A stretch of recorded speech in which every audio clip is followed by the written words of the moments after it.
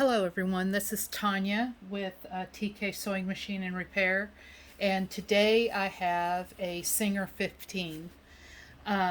Great, great machines. These machines have a wonderful reputation for being really strong, a really considered in the modern world a heavy duty domestic sewing machine.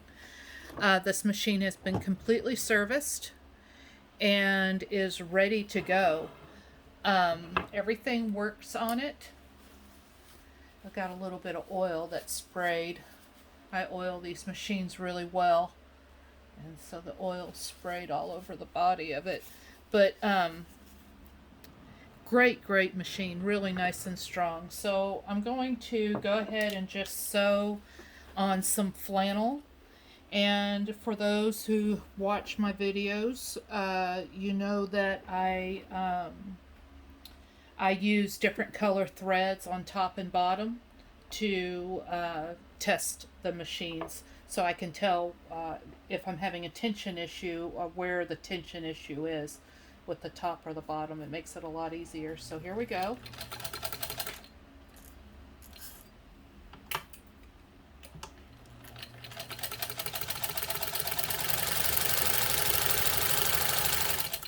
And reverse. So this is your stitch length controller right here, and so we can shorten the stitch up and do a shorter stitch.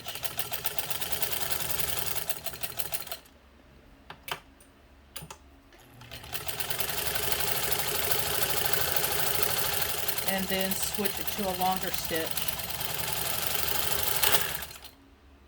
Well, it didn't like that, did it? It's like, don't make me do stuff while I'm sewing.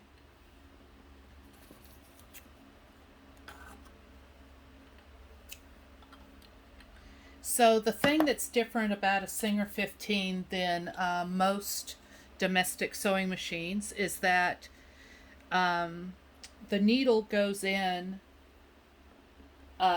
from right to left instead of left to right. The flat side of the needle also goes through the needle. The flat side goes to the left. So it's opposite than most what are considered 15 class sewing machines. So what we're going to do is I'm going to change the needle, and we're going to sew some leather on this machine.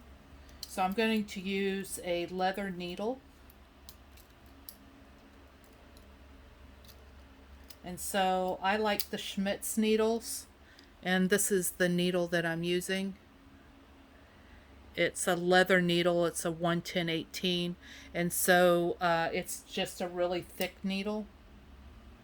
And the leather needles have a different tip on them, so they will go through the leather, pierce the leather, so the machine doesn't have to do all the work. The needle does the work too. Let's see, yep, I got it in right. Go ahead and thread it.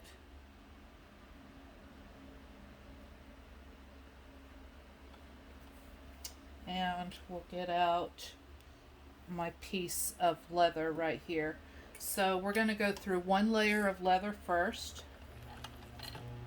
Oh, I have it in reverse.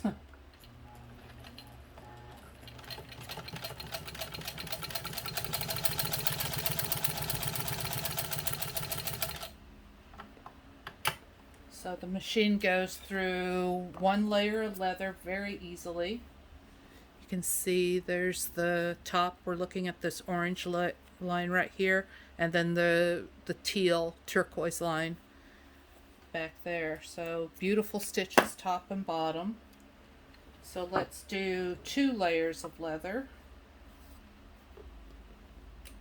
I'm going to anchor my turntable down so I don't have to chase the machine while I'm doing this.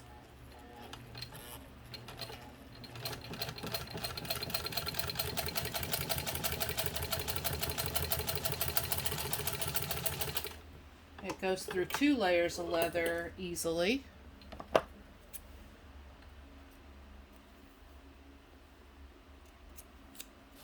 So once again, we're looking at the orange line right there and the turquoise line. So that's 2 layers, and the stitches still look really good.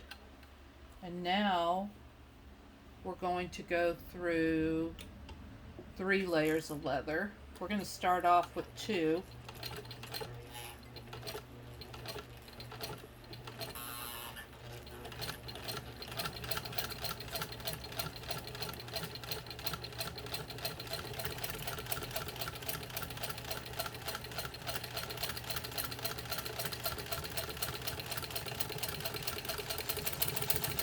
And this machine does it.